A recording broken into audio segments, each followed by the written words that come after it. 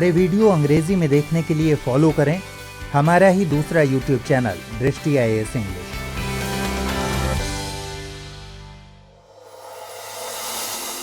प्रिय व्यूअर्स, दृष्टि IAS के नए प्रोग्राम प्रीलिम्स प्रैक्टिस क्विज में हम UPSC और अलग अलग स्टेट PCS की प्रारंभिक परीक्षाओं में पूछे गए सवालों को विश्लेषण के साथ हल करेंगे।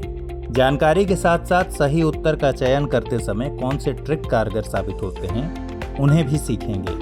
विकल्पों की छंटनी करना, बुनियादी अवधारणा को समझना, तथ्यों और अतिवादी व विशेष शब्दों पर ध्यान देने का अभ्यास करने की भी कोशिश करेंगे। इस कार्यक्रम के तहत हम हर एपिसोड में 5 सवालों को हल करेंगे। टीम दृष्टि द्वारा हाल ही में लॉन्च की गई प्रीलिम्स प्रैक्टिस सीरीज नामक पुस्तक श्रृंखला को आधार बनाइए। इसमें UPSC समेत विभिन्न प्रारंभिक परीक्षाओं में पूछे गए करीब 8 से 10 हजार प्रश्नों का संकलन, उत्तर व विश्लेषण के साथ तैयार किया गया है। इस सीरीज की कुछ किताबें मार्केट में आ चुकी हैं और कुछ आने वाले समय में आएंगी।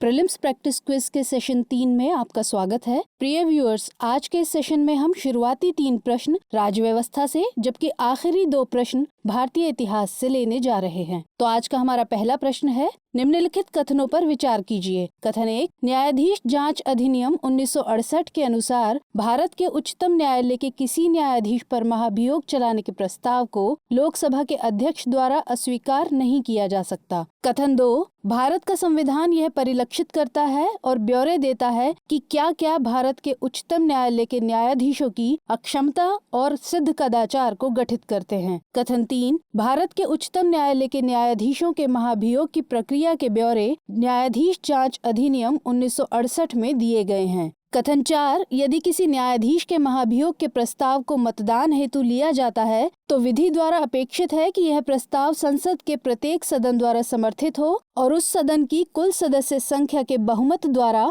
तथा संसद के उस सदन के कुल उपस्थित और मत देने वाले सदस्यों के कम से कम 2/3 द्वारा समर्थित हो। आपको बताना है कि इनमें से कौन सा अथवा से कथन सही है अथवा है।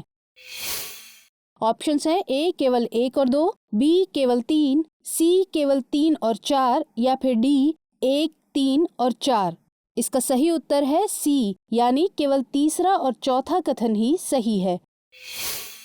प्रिय व्यूअर्स, भारत के संविधान के अनुच्छेद 124 में उच्चतम न्यायालय का प्रावधान किया गया है। इसी अनुच्छेद के खंड 4 और 5 में सर्वोच्च न्यायालय के न्यायाधीश को उसके पद से हटाने के संबंध में उपबंध किए गए हैं। यहाँ पहले तो यह बता दें कि सर्वोच्च न्यायालय या किसी उच्च न्यायालय के न्यायाधीश की नियुक्ति राष्ट्रपति करते हैं, लेकिन ये न्यायाधीश राष्ट्रपति के प्रसाद पर्यंत पद पर नहीं रहते। यानी ऐसा नहीं है कि राष्ट्रपति जब चाहे इन्हें पद से हटा सकते हैं। इन्हें पद से हटाने के लिए हालांकि राष्ट्रपति ही अंतिम अनुमति देते हैं, लेकिन इसके लिए एक प्रोसेस होता है। अनुच्छेद 124 का खंड 4 कहता है कि न्यायाधीश को केवल 2 ही आधार पर पद से हटाया जा सकता है, अक्षमता या सिद्ध कदाचार। यहाँ ध्यान दें कि इस अनुच्छेद में सिर्फ इन दोनों शब्दों को लिखा गया है, लेकिन इन्हें संविधान में परिभाषित नहीं किया गया है। यानी यह नहीं बताया गया है कि किन किन बातों को अक्षमता या सिद्ध कदाचार में शामिल माना जाएगा। इसलिए दूसरा कथन यहाँ गलत हो जाता है।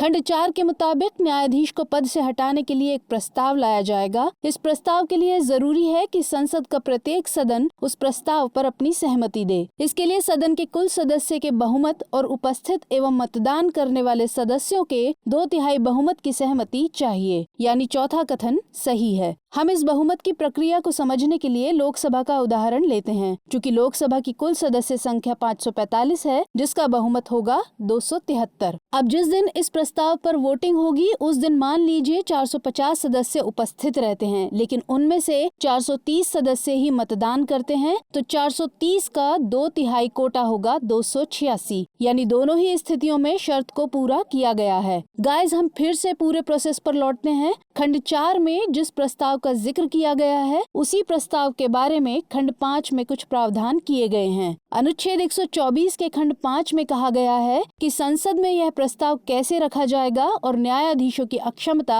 और कदाचार की जांच कैसे होगी। इसके लिए संसद के पास शक्ति है कि वह एक कानून बनाए, जिसे देखते हुए 1968 का न्यायाधीश जांच अधिनियम बनाया गया था। इस अधिनियम में पूरी प्रक्रिया का जिक्र किया गया है। इस कानून की धारा 3 में एक समिति का प्रावधान किया गया है जो किसी जज पर लगाए गए आरोपों की जांच करती है। इस धारा में लिखा गया है कि अगर यह प्रस्ताव लोकसभा में इंट्रोड्यूस किया जाता है तो इस पर कम से कम 100 सदस्यों और अगर राज्यसभा में इंट्रोड्यूस किया जाता है तो कम से कम 50 सदस्यों के हस्ताक्षर होने चाहिए। अब इस प्रस्ताव को लोकसभा के स्पीकर या राज्यसभा के सभापति के पास भेजा जाता है। किसी व्यक्ति से परामर्श करने के बाद स्पीकर या सभापति इस प्रस्ताव को आगे भी बढ़ा सकते हैं या उसे अस्वीकृत भी कर सकते हैं। यानी पहला कथन यहाँ गलत हो जाता है, क्योंकि लोकसभा स्पीकर भी इस प्रस्ताव को स्वीकृत कर सकते हैं। अगर यह प्रस्ताव आगे प्रोसीड होता है तो स्पीकर या सभापति एक समिति गठित करते हैं जिसमें 3 सदस्य होते हैं। इसमें एक सदस्य सुप्रीम कोर्ट का मुख्य न्यायाधीश होता है और अगर जांच मुख्य न्यायाधीश पर लगे आरोपों की होनी है तो सुप्रीम कोर्ट का ही कोई न्यायाधीश। एक सदस्य किसी उच्च न्यायालय का मुख्य न्यायाधीश होगा और एक सदस्य स्पीकर या सभापति की राय के आधार पर होगा। इसके बाद एक लंबा प्रोसेस होता है। आगे अगर यह समिति यह पाती है कि जज पर लगाए गए आरोप सही नहीं है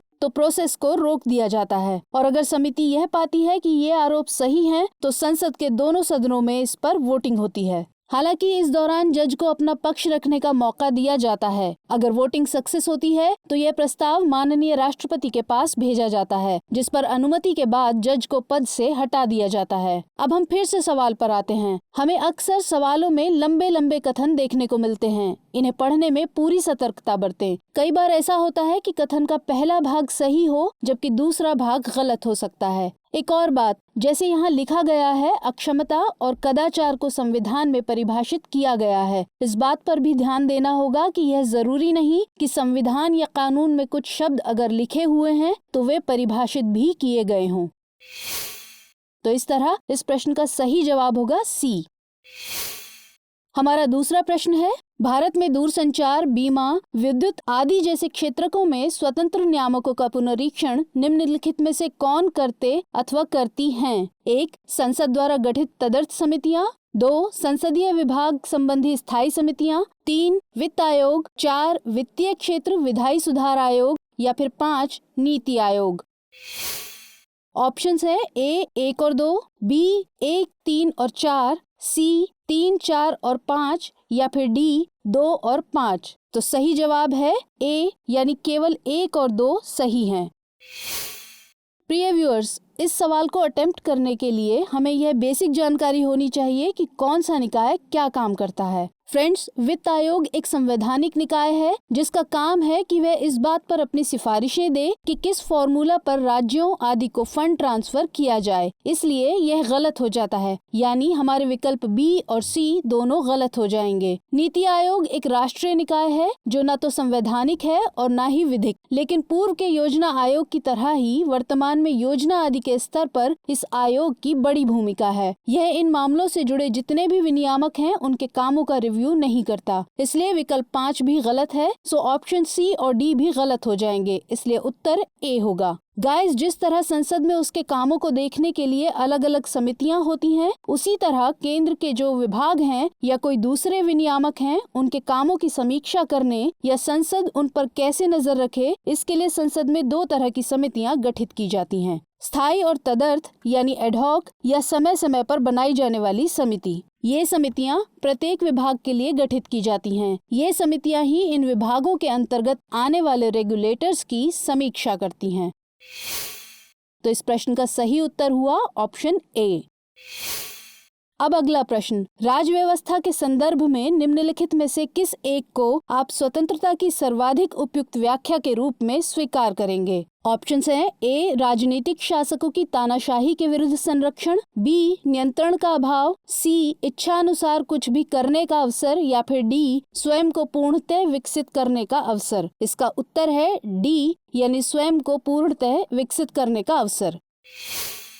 प्रिय व्यूअर्स, यह सवाल एनालिसिस बेस्ड है। क्वेश्चन के नेचर को समझने की जरूरत है। यहाँ इन चारों में से बिल्कुल सटीक ऑप्शन की बात की जा रही है, यानी यह बिल्कुल संभव है कि 2 या उससे ज्यादा ऑप्शन सही हों, लेकिन हमें सबसे एप्रोप्रिएट ऑप्शन को ही सिलेक्ट करना है। इसलिए पहले हम ऑप्शन बी और सी की जांच करते हैं। ऑप्शन बी में नियंत्रण के अभाव की बात कही गई है। यह भी एक तरह की स्वतंत्रता ही है, लेकिन इसे स्वच्छंदता कहना ज्यादा सही है। दरअसल जब लोगों को यह आजादी हो जाती है कि वे कुछ भी कर सके, तो इससे यह भी संभव है कि दूसरों के अधिकारों का हनन हो। इस ऑप्शन के मुताबिक एक ऐसी व्यवस्था जिसमें न कोई सरकार हो न ही कोई कानून, और अगर कोई सरकार है भी तो वह कानून का सही पालन नहीं करवा पा रही है और न ही समाज पर उसका किसी तरह का नियंत्रण है। ऑप्शन सी में भी लगभग ऐसी ही बात है। भारत में संविधान लोगों को मूल अधिकार देता है, जिसमें स्वतंत्रता का अधिकार भी शामिल है, लेकिन उनमें कुछ निर्बंधन भी हैं जिनका पालन लोगों को करना होता है। लोगों के पास उस हद तक ही स्वतंत्रता है जब तक वे दूसरों के अधिकारों का हनन नहीं करते, यानी लोगों को इच्छा अनुसार काम करने की स्वतंत्रता तो है, लेकिन कानून व्यवस्था और संविधान के दायरे में रहते हुए।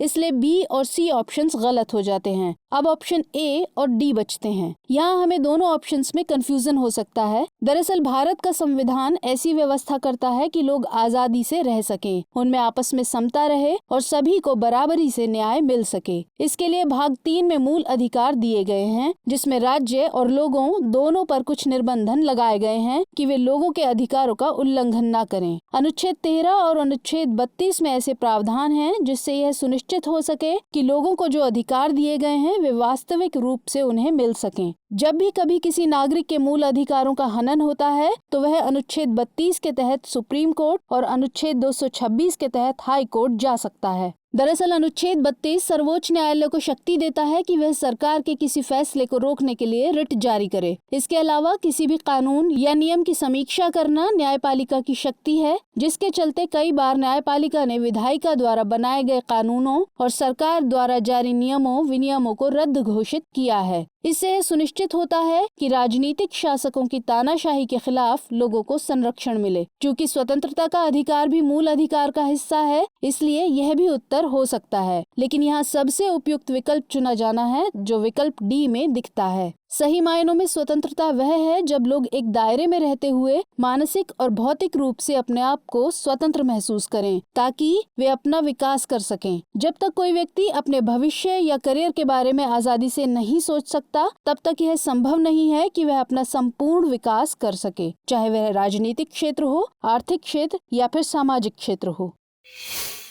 तो इस प्रश्न का सही जवाब है विकल्प डी। अब भारतीय इतिहास से संबंधित 2 प्रश्न। स्वतंत्र भारत में भूमि सुधारों के संदर्भ में निम्नलिखित में से कौन सा कथन सही है? ऑप्शंस हैं ए, हदबंदी कानून पारिवारिक जोत पर केंद्रित थे, न कि व्यक्तिगत जोत पर। बी, भूमि सुधारों का प्रमुख उद्देश्य सभी भूमिहीनों को कृषि भूमि प्रदान करना था। सी, इसके परिणाम स्वरूप नकदी फसलों की खेती कृषि का प्रमुख रूप बन गई। या फिर डी, भूमि सुधारों ने हदबंदी सीमाओं को किसी भी प्रकार की छूट की अनुमति नहीं दी। इसका करेक्ट आंसर है बी। प्रिय व्यूअर्स, यह स्ट्रेट फॉरवर्ड क्वेश्चन है और एक कॉन्सेप्ट बेस्ड भी है। अगर कॉन्सेप्ट पर ध्यान दिया जाए तो आसानी से इसका उत्तर दिया जा सकता है। दरअसल आजादी के पहले से जो जमींदारी व्यवस्था चली आ रही थी, उसकी वजह से ग्रामीण क्षेत्रों में भूमि पर लोगों के अधिकार में बड़ी असमानता बनी हुई थी। एक वर्ग विशेष के लोगों के पास भूमि का बड़ा हिस्सा था और एक वर्ग गाँवों की भूमि के बड़े हिस्से पर किसानी करने का हक रखता था। स्वाभाविक है कि इससे जो वर्ग अछूता रह गया था, उसके पास किसानी करने के लिए जमीन ही नहीं थी। अब उनके पास केवल एक विकल्प था, खेती किसानी से जुड़ी मजदूरी करने का काम। इसलिए आजादी के बाद सरकार के सामने बड़ी चुनौती यह थी कि एक वर्ग विशेष के पास ही भूमि का मालिकाना हक न हो, बल्कि भूमि का उचित वितरण होना जरूरी है। इसके लिए कुछ नियम कानून बनाए गए जिससे देश में भूमि सुधार किया जा सके। इसके लिए नेहरू सरकार ने खासकर कृषि सुधारों को ध्यान में रखते हुए नियोजित विकास की अवधारणा पर फोकस किया। 1950 से 1970 के दौरान केंद्र और राज्य दोनों स्तर पर भूमि सुधार के लिए बड़े फैसले लिए गए। इनमें खासकर 3 बातों पर ध्यान दिया गया। पहला, जमींदारी व्यवस्था को खत्म करने के लिए कानून, जिससे कृषकों और राज्य के बीच जो बिचौलिए हैं उन्हें हटाया जा सके। दूसरा, काश्तकारी को खत्म करना था और सबसे महत्वपूर्ण था असीमित भूमि के मालिकाना हक पर जो पाबंदी नहीं थी उसे इम्पोज करना। इसी के लिए भूमि हदबंदी कानून लाया गया, यानी लैंड सीलिंग एक्ट। इसमें व्यवस्था की गई कि एक परिवार एक हद तक ही भूमि पर मालिकाना हक रख सकता है, यानी कानून के जरिए किसी भी परिवार के लिए भूमि की ऊपरी सीमा को तय कर दिया गया। हालांकि यह राज्यों पर था कि वह स्वामित्व के संबंध में ऊपरी सीमा कितनी तय करते हैं। इसके अलावा इसके लिए और भी फैक्टर थे, जैसे भूमि किस तरह की है या भूमि की उत्पादकता कितनी है। ओवरऑल भूमि सुधारों का मुख्य उद्देश्य था कि लोगों के बीच भूमि का स्वामित्व और उचित आवंटन हो सके, ताकि जिन लोगों के पास भूमि नहीं थी उन्हें भी भूमि मिल सके। हदबंदी कानून न केवल पारिवारिक जोत पर केंद्रित थे, बल्कि व्यक्तिगत जोतों पर भी ध्यान दिया गया। इन हदबंदी कानूनों में कुछ वर्गों को छूट दी गई थी, लेकिन यह सही नहीं है कि भूमि सुधारों के बाद कृषि भूमि का इस्तेमाल बड़े पैमाने पर नकदी फसलों के लिए किया जाने लगा। तो ऑप्शन बी इस प्रश्न का सही उत्तर होगा। अब पांचवा और अंतिम प्रश्न, स्वदेशी आंदोलन के संदर्भ में निम्नलिखित कथनों पर विचार कीजिए। कथन 1, इसने देशी शिल्पकारों के कौशल तथा उद्योगों को पुनर्जीवित करने में योगदान किया। कथन 2, स्वदेशी आंदोलन के एक अवयव के रूप में राष्ट्रीय शिक्षा परिषद की स्थापना हुई थी। आपको बताना है कि इनमें से कौन सा अथवा से कथन सही है अथवा है। ऑप्शंस हैं ए केवल 1, बी केवल 2, सी 1 और 2 दोनों और डी न तो 1 न ही 2। और सही जवाब होगा सी, यानी दोनों ही कथन सही हैं। प्रिय व्यूअर्स, इस सवाल का पहला कथन कॉन्सेप्ट जबकि दूसरा कथन फैक्ट बेस्ड है। सो यहाँ हमें यह पता होना चाहिए कि आधुनिक भारत के इतिहास में स्वदेशी आंदोलन क्यों हुआ और उसके इम्प्लीकेशंस क्या थे। तो पहले हम जरा स्वदेशी आंदोलन के बारे में जान लेते हैं। दोस्तों, स्वदेशी और बहिष्कार की आवाज पहली बार तब उठाई गई जब अंग्रेजों ने प्रशासनिक सुविधा के नाम पर बंगाल का विभाजन कर दिया। लेकिन उनका मकसद प्रशासन नहीं था, बल्कि भारतीय जनमानस की एकता को तोड़ना था। सरकार के इस फैसले के खिलाफ लोगों ने आंदोलन शुरू किया और स्वदेशी और बहिष्कार का नारा लगाया। यहाँ स्वदेशी का मतलब लोगों से अपील की गई कि वे भारतीय वस्तुओं को ही इस्तेमाल में लें, और बहिष्कार का मतलब विरोध के तौर पर विदेशी वस्तुओं का इस्तेमाल छोड़ें और उनका बहिष्कार करें। इससे भारतीयों में इस बात की भावना फिर से पनपने लगी थी कि वे शिल्पकारों के कौशल तथा उद्योगों को फिर से जीवित कर सकते हैं। इसलिए पहला कथन सही है। 1903 में अंग्रेजी शासन ने बंगाल बांटने की अपनी योजना लोगों के सामने रखी। 1905 में तत्कालीन वायसराय लॉर्ड कर्जन ने बंगाल विभाजन को अंजाम दिया।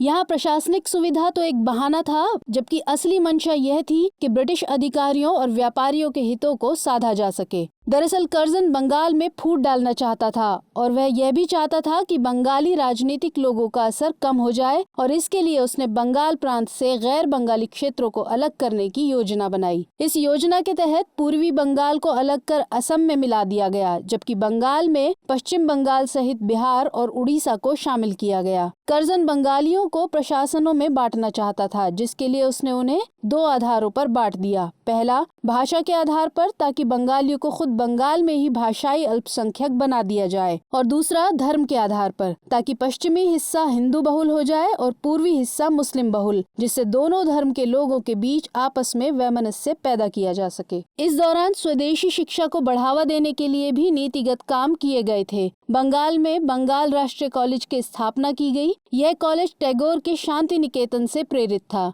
यह अपने ही सिद्धांतों के आधार पर चलता था। 1906 में राष्ट्रीय शिक्षा परिषद का भी गठन किया गया था। इसलिए दूसरा कथन भी सही है। बंगाल विभाजन के बाद उसके विरोध में बड़ी बड़ी लोक सभाएं होने लगी और धीरे धीरे यह आंदोलन बन गया और इसमें स्वदेशी आंदोलन भी शुरू हो गया। यह सही है कि बंगाल में इसका असर सबसे ज्यादा था, लेकिन आसपास के क्षेत्रों में भी इसका प्रभाव दिखने लगा। तटीय आंध्र में भी ऐसा ही मूवमेंट चला, जिसे वहाँ वंदे मातरम आंदोलन कहा गया। तो हमारे 5वें प्रश्न का सही जवाब हुआ सी, यानी दोनों ही कथन सही हैं। दोस्तों, ये था हमारा आज का सेशन। अगले सेशन में फिर मुलाकात होगी। तब तक के लिए धन्यवाद।